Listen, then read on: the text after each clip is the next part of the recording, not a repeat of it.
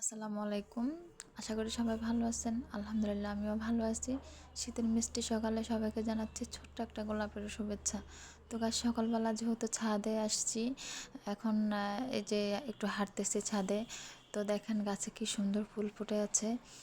আসলে ফুলগুলা দেখতে আলহামদুলিল্লাহ অনেক সুন্দর, একদম সতেজ। তো দেখেন গাছে গাছে কি সুন্দর কামরাঙ্গা এবং আমড়াগুলা অনেক সুন্দর ঝুলে আছে।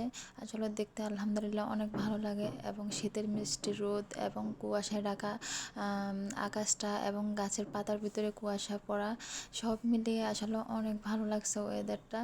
তো গাইস, আজকের ব্লগটা থাকছে, আমি যেহেতু বেড়াতে এসেছি আমার ফুফির বাসায়, যেহেতু ব্লগ দিতে হবে, তো আজকে ফুফির বাসা থেকে আমার ব্লগটা দেব। সবাই আশা করি প্রথম থেকে শেষ পর্যন্ত আমার ব্লগটা দেখবেন। তো গাইস, কথা বলতে বলতে ছাদ থেকে বাসায় চলে আসলাম। তো যেহেতু আমার মেয়ে এখনও শুয়ে আছে, তো ও সকালবেলা আসলে ওঠার অভ্যাস, কিন্তু আজকে যেহেতু বেড়াতে আসছে ও এখনও ওঠে নাই। তো ওকে ঘুম থেকে ডেকে উঠালাম, ওকে একটু ফ্রেশ করিয়ে তারপরে ওকে নাস্তা খাইতে বসিয়ে দিলাম। তো এই ফাঁকে আমি কিচেনে গেলাম, গিয়ে দেখলাম যে আমার ভাবি অনেক কিছু রান্না করে ফেলছে, কিছু নাস্তাও বানিয়েছে। আমি কিছু সবজি কেটে দিয়েছি, তো কিছু পাকোড়াও বানাবে, সবজির পাকোড়া। তো সব মিলিয়ে আলহামদুলিল্লাহ আমাদের রান্নাও প্রায় কমপ্লিট হয়ে গেছে। আমিও ভাবিকে একটু হেল্প করলাম। তো আমার মেয়ে দেখে ড্রাগন ফল খাবে যেহেতু, তো ওকে একটা ফলও কেটে দিছি। তো ফল খেয়ে তারা অনেকক্ষণ দুষ্টামি করলো, যেহেতু আমার ভাইয়ের ছোট মেয়ে এবং ছেলে আছে, তো ওরা দুইটাই ছোট, একটু একটু কথা বলতে পারে আলহামদুলিল্লাহ। তো ওদের সাথে দুষ্টামি করতেছে আমার মেয়ে। তো এই পাকে আমাদের খাওয়া দাওয়া নাস্তা হয়ে গেল। তো এখন আমরা চিন্তা করলাম যে আসলে সকালবেলা তো সব এলোমেলো হয়ে আছে, একটু ঘরটাকে গুছিয়ে নেই সুন্দর করে। তো এখন বিছনাপত্রগুলো ঝেড়ে নিয়ে কিছু কাপড় ছিল ওগুলো ভাঁজ করে নিয়েছি এবং একটা পেঁপে কেটে নিয়েছি। আলহামদুলিল্লাহ পেঁপেটা অনেক সুন্দর কালার আসছে। তো সবাই মিলে পেঁপে খাওয়ার পরে এই যে সবাই মিলে আমরা একটু আড্ডা কথাবার্তা বললাম।